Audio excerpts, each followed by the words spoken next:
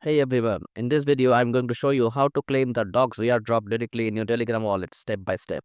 This method is working as of 2025, so stick with me till the end to make sure you don't miss anything.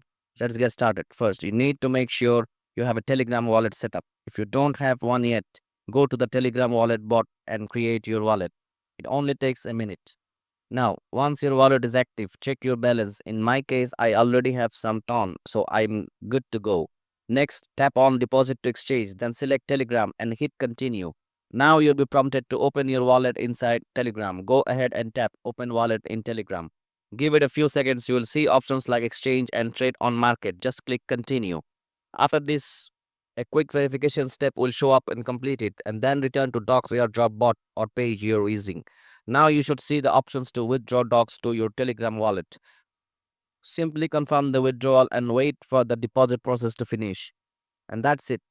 You have successfully claimed the docs airdrop into your Telegram wallet. If this helped you out, don't forget to like, subscribe, and turn that notification bell for more tech tips and crypto tricks. Thanks for watching.